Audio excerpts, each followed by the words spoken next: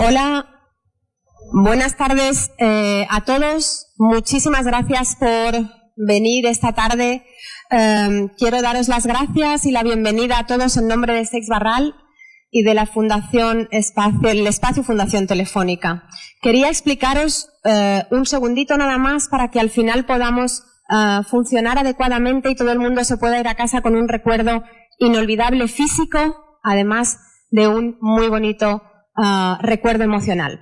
Quería deciros que al final de la presentación habrá una firma, por supuesto, del libro, será aquí a la entrada, firmará 2 libros por persona y todo el que haya traído las obras completas multiplicadas por 150 las podrá tener firmadas también. Únicamente para que todo el mundo se vaya a casa con algún ejemplar firmado, firmará 2, el que quiera que le firme más, se espere al final y le firma todo lo que quiera. Pero de esta forma nadie se quedará se nos agotará el tiempo y se quedará sin libro firmado, ¿vale? Inicialmente 2 por persona, si alguien tiene más, no habrá ningún problema y lo firmará al final. Y nada más, os dejo con Marta Fernández, que quiero darle las gracias porque su respuesta a nuestra invitación de estar hoy aquí ha sido entusiasta y para nosotros es un lujo tenerla aquí. Y os dejo con ellos 2 sin perder un segundo más. Gracias a todos. Muchas gracias.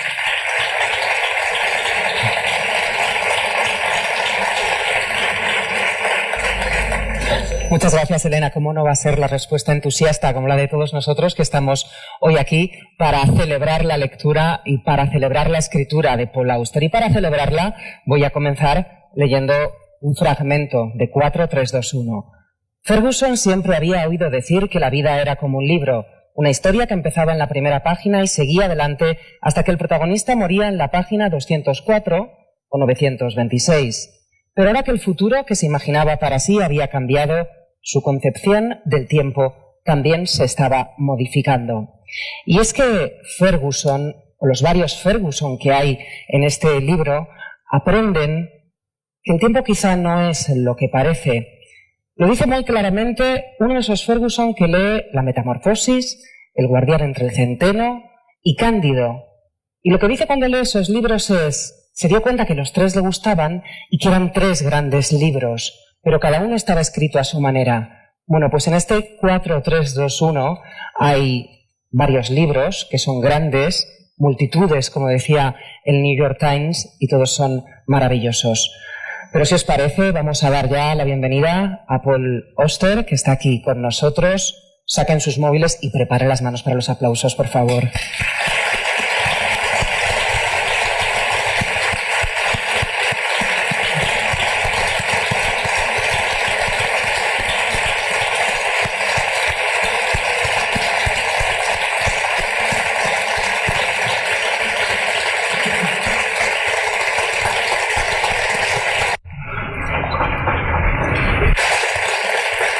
Okay.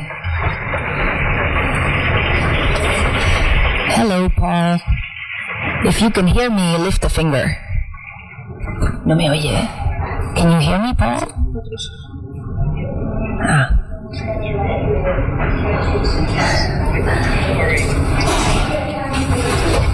Hi, Paul. Can you hear me? Perfect.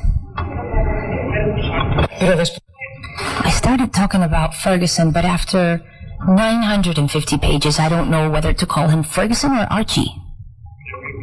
Vale, perfecto. Perfecto. Okay, perfect. We were saying Ferguson, well, there's one of the Fergusons who's a writer. We'll speak about that later.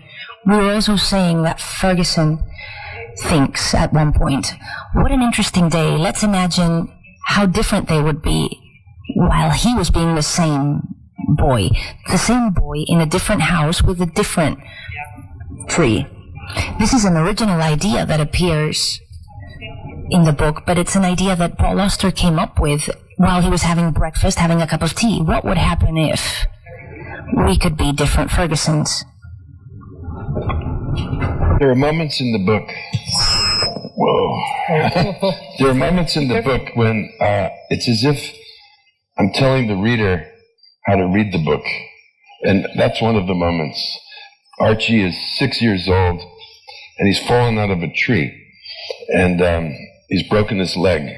and he's very unhappy, lying in bed every day, with this big cast on his leg. So he starts to think, why did this thing happen? Well, it's because his friend came and dared him to climb up the tree, and he couldn't quite grab it, and he fell. So, well, what if his fingers were a little longer? And then he starts to say, well, what if we lived in a different house? And there was no tree, then I wouldn't have a broken leg. What if? And it's very early in the book, and it's maybe the third chapter. And so I think if a reader is paying attention, suddenly you understand what's in store for you for the rest of the story. Para un lector atento, Paul Auster. For an attentive reader, Paul Auster examines certain clues throughout the novel. For example, there's another Archie and another Ferguson later on, which tells the story of an Archie who can follow two different paths. And later, the story of Laszlo appears as well. You treat us very well as readers. You leave us little crumbs as clues. Right. And yes, because Laszlo Flute, that's the name of his character. That's one of Archie 4, writes this story when he's in high school. He's just a teenager. And the story is right, left, or straight ahead. And 3 different things happen to Flute, depending on which road he chooses. And in that conversation that Archie 4 has with the professor at Princeton, he says, what are your favorite writers? And he mentions Heinrich von Kleist, who happens to be one of my favorite 19th century writers. And he said, well, that's a strange choice. Not many people know about him. He said, maybe, but he said, what I like about Kleist, he says, is he tells and he tells and he tells. And he said, that's not the way you're supposed to do it. Everyone in America, it's an obsession with fiction writing. They say to children and young people and students, show, don't tell. Oh. Well, Kleist tells and tells, and I have always told and told and told. And that's why maybe I'm not even a novelist. I'm just a storyteller. And there's a difference, maybe. But I think there's nothing more exciting for me as a reader than to be caught under the spell of a great writer's ability to tell a story. Os prometo de verdad que no voy a destripar. I promise I'm not going to give away the ending or give any spoilers, but I would like to talk about something very interesting which Paul Auster mentioned last night at the conference. He said that often the structure of the novel was determined by the characters, but in this case inspiration came from the shape, from the form of how you wanted to tell the story of Archie. And so first came the inspiration of form. How was that process of writing? How ideas come to any artist, whether you're a painter or a composer or a writer. There's this sort of big nothing in your head, a big empty space. And then suddenly there's an idea and it comes in, and where did it come from? I have no idea. I've never been able to track the moment of going from nothing to something. There it is. And it wasn't there before. And as you say, I was sitting over my cup of tea in the morning, reading the newspaper. I can't remember what I was reading. And suddenly, this idea for a book in which I told the story of one person's life, but in parallel versions. I didn't know how many there would be at first. I eventually hit on 4 because 4 is the perfect square. You know, the 4 elements, the 4 winds, the 4 cardinal points of the compass. 4 seemed good. And 5 would have been too many. Anyway. And so almost immediately, my head started filling up with who this person was going to be.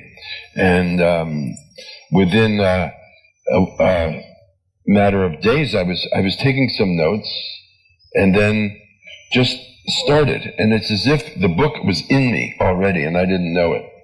And I didn't sit down and make a big plan. I didn't know what I was doing exactly. I just had a sense of the shape. But even the shape changed as I went along.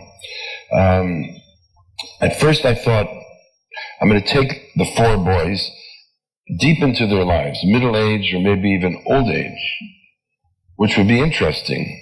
But as I started getting into it, I realized it's a book about human development, not so much about a whole life, but those years in which we are changing and growing up and becoming who our adult selves will be.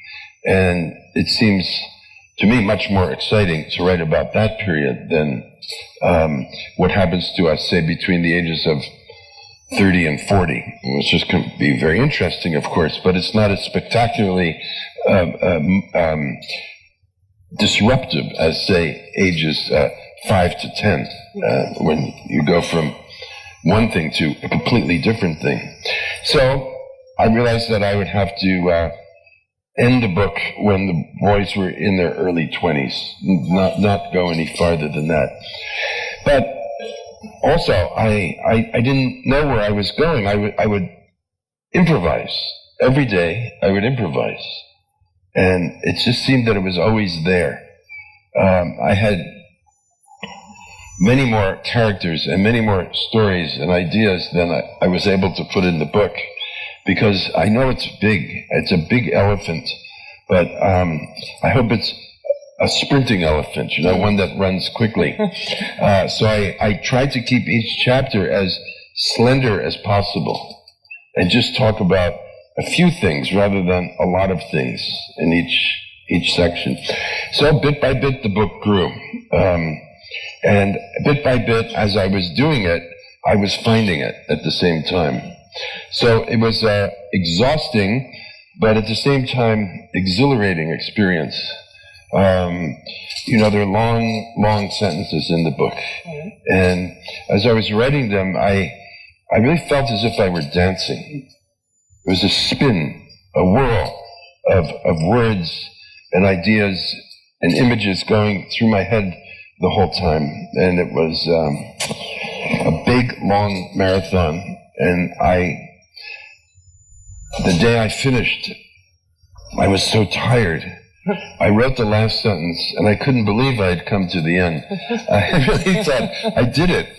I thought I was going to die before I wrote the book. I didn't think I would live to see it end. And I stood up from my chair, and I nearly fell on the floor. I had to grab the wall and steady myself. I'd never experienced that before. Pero, ¿cómo no iba a estar agotado? ¿Cómo no iba a estar agotado? Cuidado. How could you not be exhausted if you had lived for 7 years with 4 versions of the same character, and you always say that characters rule? Years. It's 7 years between my last novel and this novel, but there are 3 books in between. I've been working hard, because I read 2 autobiographical books, Winter Journal and Report from the Interior, and then my letters with John Coetzee were published also. So it really took me about 3 years to write this. Bastante. So it was very intense, because when I first started, I thought it would be 5 or 6, but I did it faster because I was so swept up in the thing, and I didn't want to die. I thought I had to go, because you never know what's going to happen. I started the book when I was 66 years old, and that's the age my father was when he died. And so it was a very eerie moment in my life. I'm sure there are people out here who have gotten to be older than their parents were, but it's a strange curtain, an invisible curtain that you pass through. And the idea that, I got to live longer than my father had filled me with thoughts of death, I must say. It's a kind of spooky place. And so that's why I thought, well, maybe my time is coming now too, and I better work really hard. And so during those 3 years, I didn't do anything. I didn't talk to journalists in front of people. I didn't do readings, interviews. I didn't travel. I just wrote the book. And that was it. Por cierto, que es muy interesante hablando de la forma.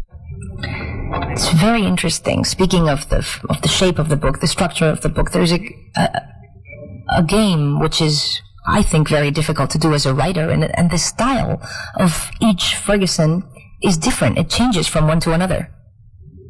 This is also exciting, right? The world is slightly different through the eyes of each of the boys.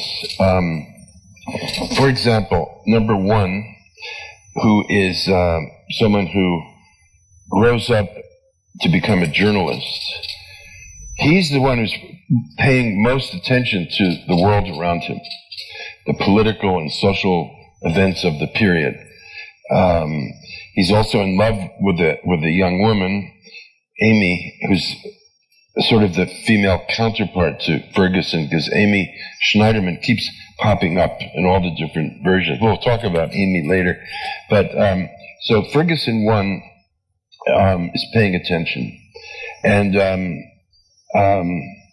so all the things about the Vietnam War, the civil rights movement, the student protest movement are largely seen through his eyes. And even the Kennedy assassination, which happens when Ferguson is about 16 years old, is seen through the eyes of number one. Number three, for example, by contrast, is not interested in politics at all. He just finds it the most boring thing imaginable, and he doesn't want to pay attention to it. The only reason he actually reads the paper is because at some point, the same Amy Ferguson in version 3 becomes his cousin. And she thinks he's an idiot for not following the news. So in order to be her friend and potentially her boyfriend, he reads the newspaper so he can talk, but he's not interested. So it works like that. At the same time, even if the boys become different, you have to remember that they're identical genetically. They have the same body, the same parents, and the same physical and mental predilections. For example, they're all fairly strong, and they all enjoy playing sports when they're young, and they do well at that. They're all very sensitive to music, and they respond to that very deeply. And they all, as they get older, start drifting towards one kind of writing or another. Journalism, criticism, poetry, translation, fiction, but nevertheless writing. Because I felt, when I embarked on this long project, that it would be ridiculous to make them extremely different from one another. For example, to have one of them become an astronaut, and the other one a bank robber, and the other one, a teacher.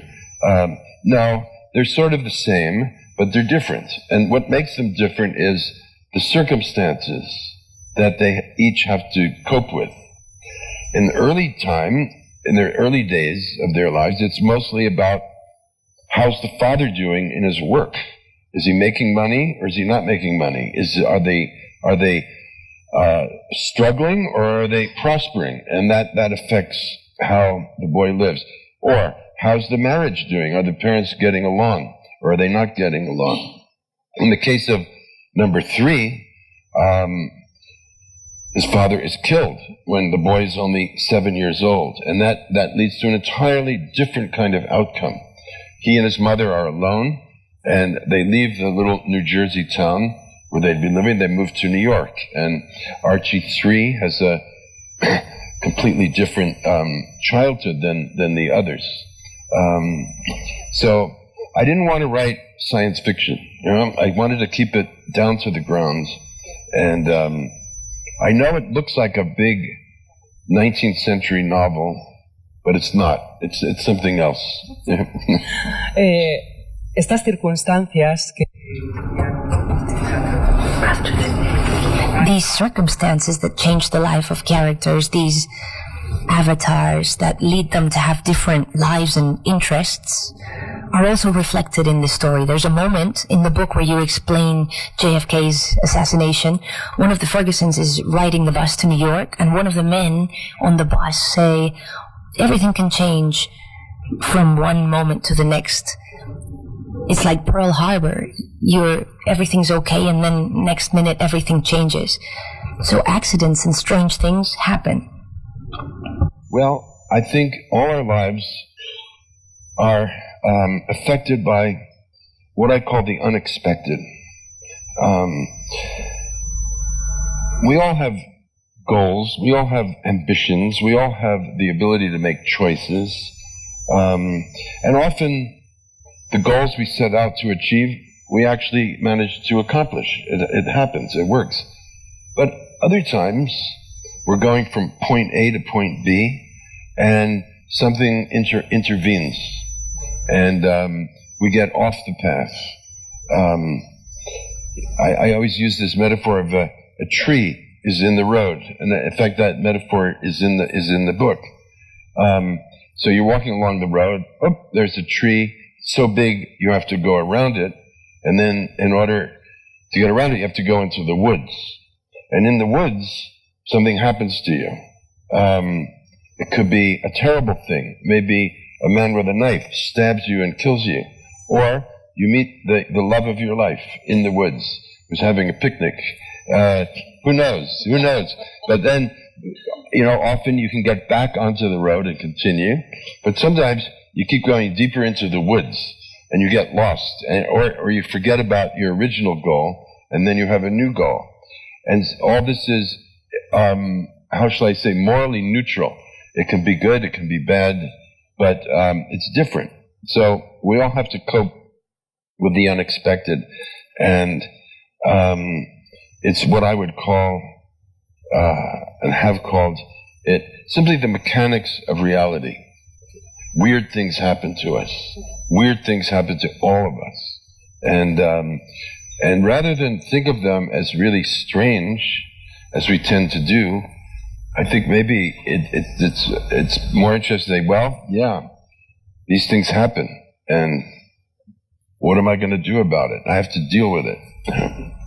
Por cierto que, ya que hablamos de las cosas extrañas que pasan... Now we're talking about weird things. Paul Auster has this sentence in his book, "The world is prolific, anything could happen." And this is a sentence by John Cage in his book, Silence. Today would have been John Cage's birthday, so this is why I bring up this quotation. And also, this quote, and also because this is a chance to talk about the different writers Ferguson's, the awful Ferguson's love, such as Federico Garcia Lorca. This is a great chance to talk about them.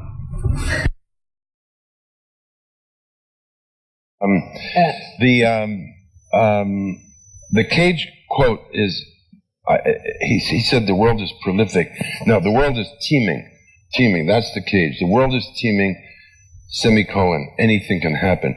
Teeming means this. That's teeming. I don't know. It's just a tremendous movement. All kinds of things are happening. It's like a pot of boiling water. The poet Lorca is mentioned in the book because Ferguson 1 goes to Columbia University, and he's been writing poetry, and he is very interested in Lorca's work, along with other poets. But he knows, when he gets there, that Lorca spent some time at Columbia University. And he actually knows the the numbers of the rooms and the dormitories where he stayed.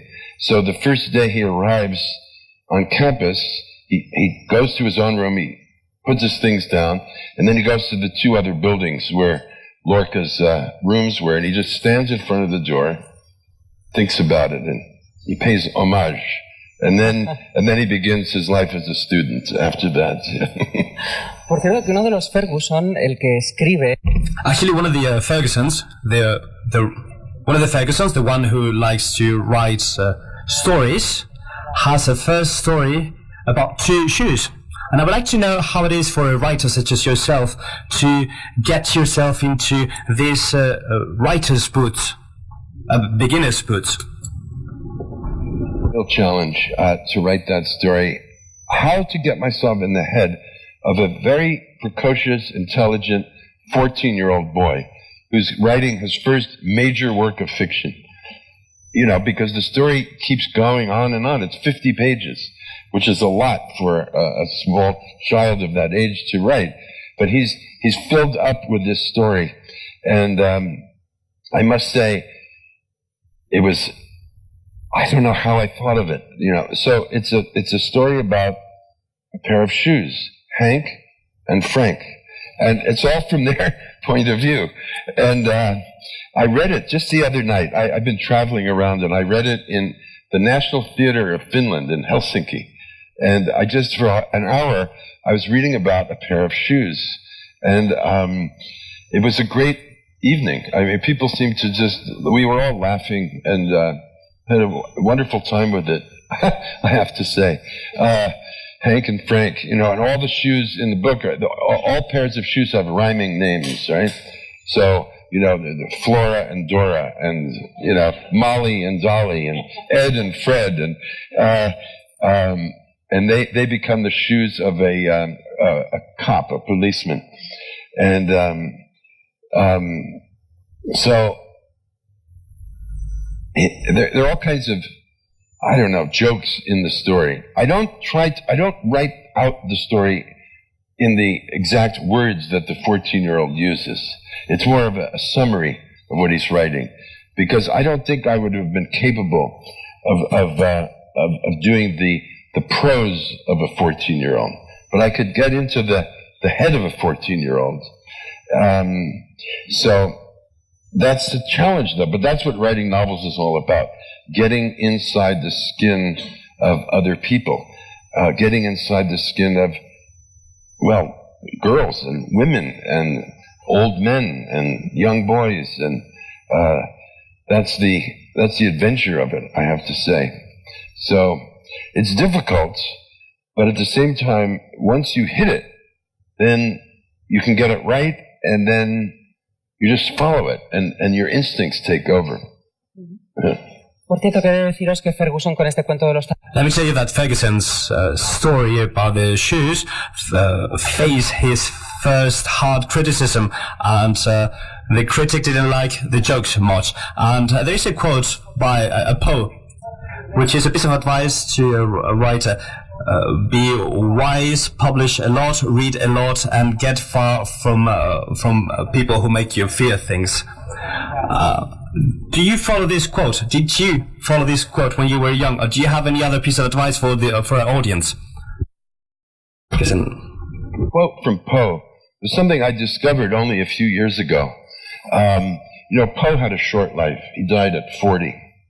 And one doesn't associate Edgar Allan Poe with giving advice to younger writers, because one simply doesn't. And but there was an exhibition at the Morgan Library in New York, a wonderful place, and so I was there because I wrote a thing about Poe. It's in the catalog, and so I was at the opening, and so they had a glass case, and they had this letter. It said, "Letter from Edgar Allan Poe to a young poet." And let me see if I can give the exact words, because it's very much read much, dash, write much, dash, publish little, dash, stay aloof from the little wits, which is so extraordinarily beautiful in English. Stay aloof from the little wits, which means stay aloof means stand away from, don't have anything to do with the little wits, which means stupid people, right? Stay aloof from the little wits, dash, and fear nothing. It's the best advice I've ever heard to give to a young writer. I couldn't have ever come up with anything as brilliant as that. No, when young writers come to me and they say they want to be a writer, I say, don't do it. I say, if you want to spend your life alone in a room, if you want to probably be ignored and never read by anyone, and if you want to be poor all your life, well, then maybe you might want to be a writer. Because you have to understand, I said, the world owes you nothing. You know, if you decide you want to do this, you can't expect anything from anybody. Well, the point is, if a young writer took my advice, then that person isn't destined to be a writer. Because he'd say, no, I disagree with you. I'm going to do it anyway. So it's a bit of a joke, but I've never really tried to encourage anybody because I know how terrible it can be. On this long trip, there was another evening, and someone interviewed me on stage just like this, and he said, he did all the calculations. He said, well, you've been writing now for 50 years. And let's just say, on average, you've worked 5 days a week. Let's say, on average, you've worked 8 hours a day, which might be a bit much, but there are days actually when I've worked longer than 8 hours, so maybe it comes out to. He said, so by my calculations, you've spent 80,000 hours working at writing, which translates into 19 and a half years. 24-hour days, 19 and a half years. And it seems so impossible that fully 2/7 of my life, waking and sleeping, has been spent writing. Seems so improbable that I just started laughing on the stage. I didn't know what to say. But that's what you do. You sit in a room and you write. And most people don't want to do that, and I understand why. You have to be a little crazy to do it. And sí, pero you're looking forward to getting back to that room and write about a rumor. You have something that's rumbling in your head.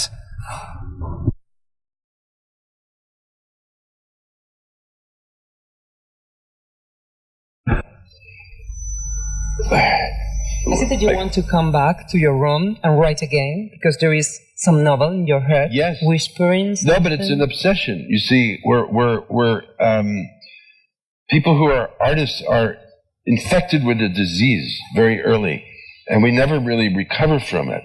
And we have to keep doing this thing. It's not really an addiction so much as a compulsion, I suppose. Because it's always new, it's always exciting. A new idea means you're entering into a new world.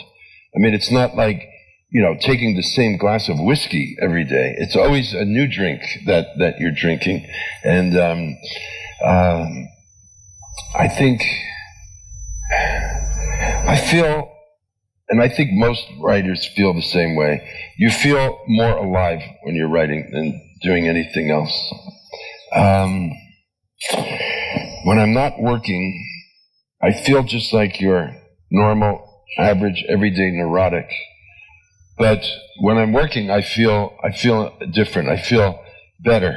I feel healthy and excited. And the other thing about writing is I keep asking this question to myself all these years. How do I justify it? Why, doing this? Because the world doesn't need another book. You keep telling yourself there's so many of them already. In order to do it, in order to make art of any kind, you have to give everything you have, every day, every minute of every day. You can't make novels by being lazy. You can't write poems being lazy. You have to throw everything you have into them. And I think there's something morally comforting about that fact, that I can get up from my desk at the end of a day's work, and even if I've done nothing, I've crossed out every word and thrown out every page, I can still say, well, it was a bad day, but I gave it my best. I really tried. And I think most professions, people can get by with less than a total effort all the time. I mean, I'm not saying, just some of the time, but all the time, a writer has to do it. And so I keep doing it. Thanks God. ¿Puedo pedirle una cosa? May I ask you something? Could you show us your right hand? Because that's the hand you use for writing. That's your hand. Let me touch it. Let me feel it.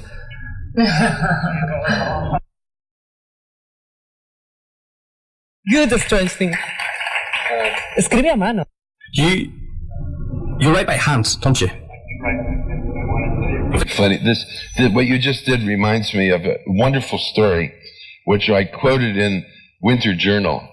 So James Joyce, the great James Joyce, was at a party in Paris in the 1920s, and a woman rushed up to him and said, "Oh, James Joyce, the great James Joyce, may I shake the hand that wrote Ulysses?" And Joyce looked at his hand and he said, "Let me remind you, madam, that this hand has done many other things as well."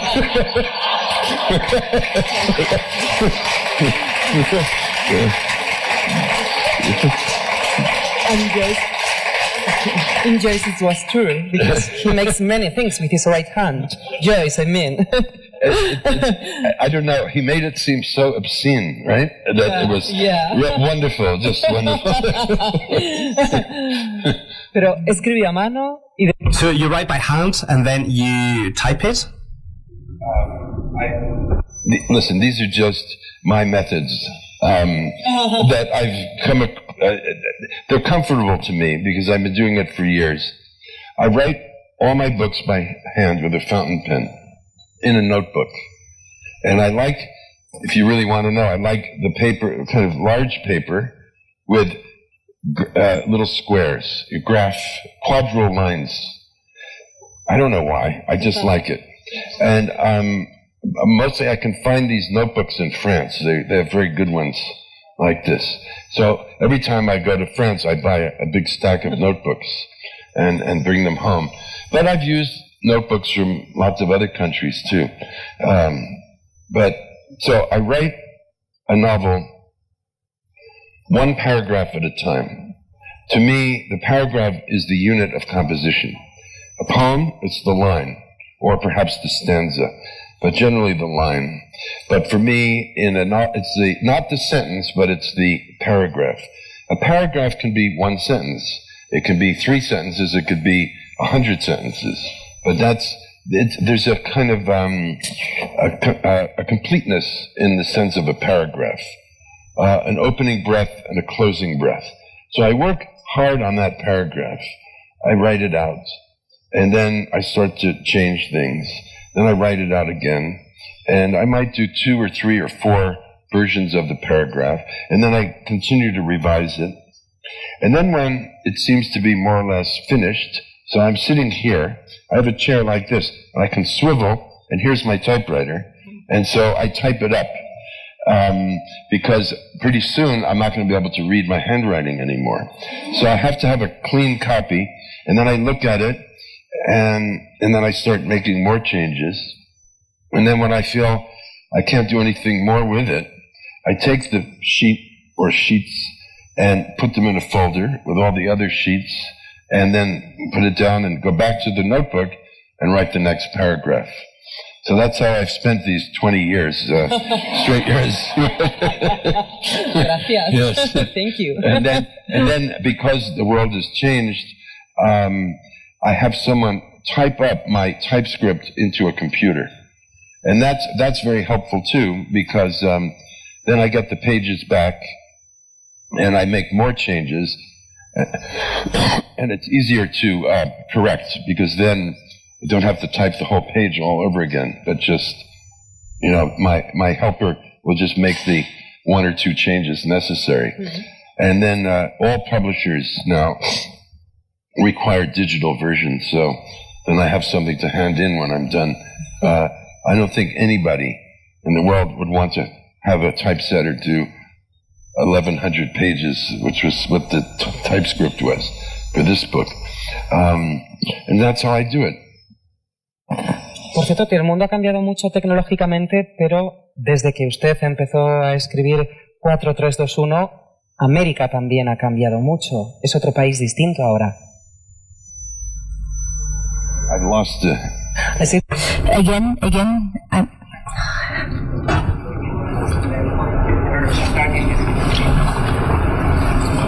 I started the book in 2013. Donald Trump was just a businessman who had been boring us for decades in New York City. He wasn't even on the far horizon of possibilities for running for president. He didn't announce until 2015. And I finished this book in 2016. So, nevertheless, things kept happening during those years. For example, my original idea for the title of this novel was going to be Ferguson, the name of the character. But then about a year and a half in,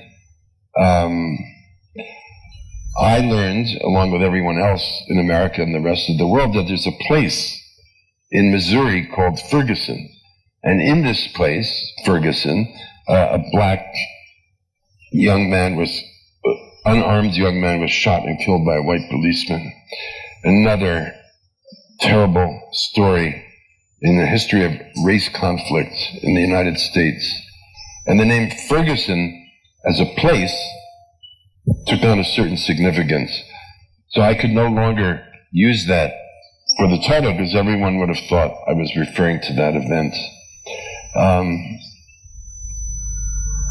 Most of the events in this book take place 50 years ago, or more. And it's remarkable how the conflicts in the country back then, particularly in the 1960s, have stayed with us. We haven't figured anything out. We're running in place, or in many instances going backwards.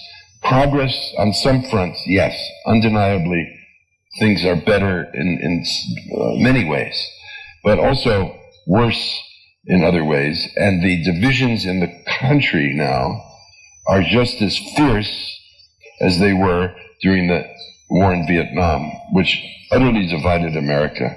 And now we are utterly divided again, and perhaps even more divided than before. Perhaps never so divided as in the time leading up to the Civil War in the 1860s. I don't know what's going to happen to us. I feel that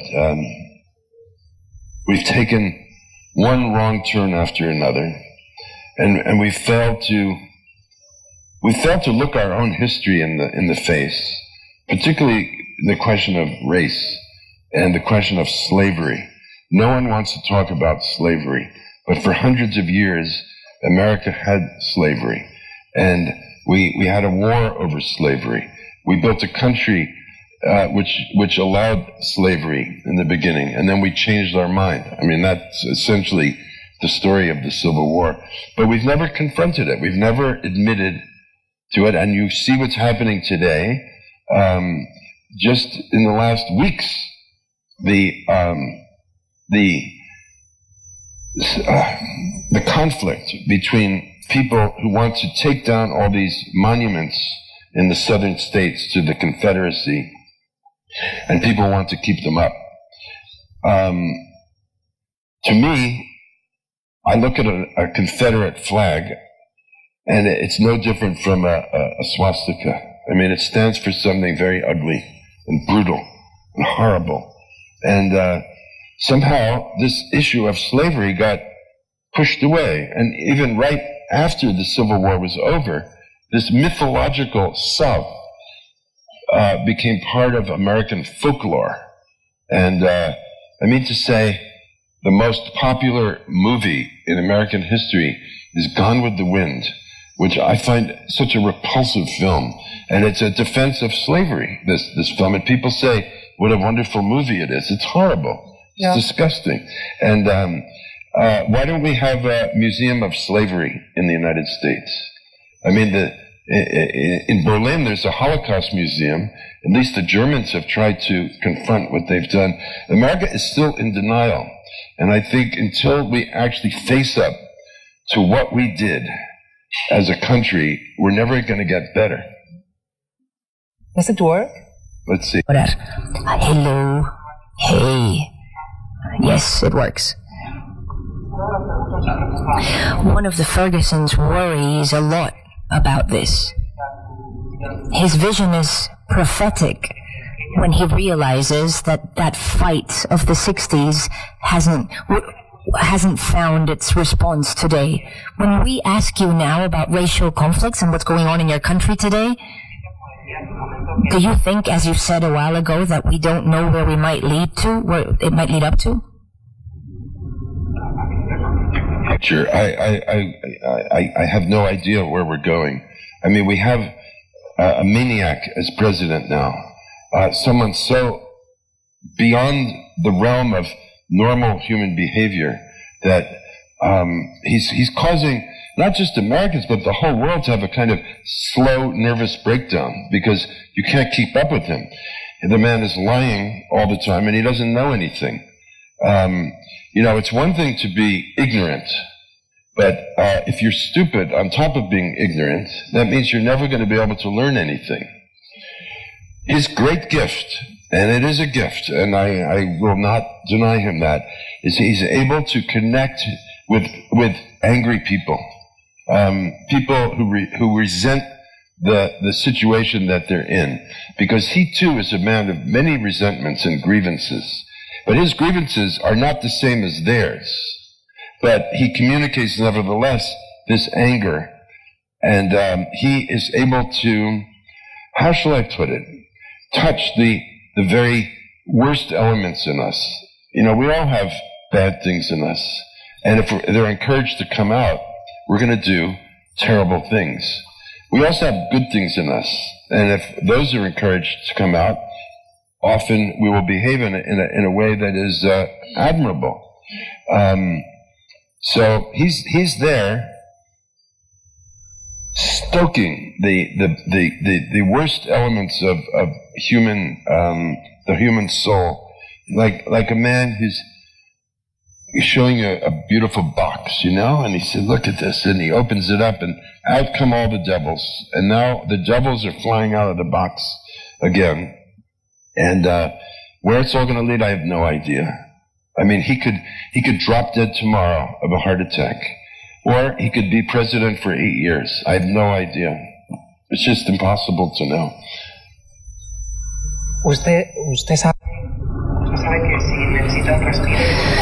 You know that if you ever need a break, we love you in Europe. In Spain, our arms are open.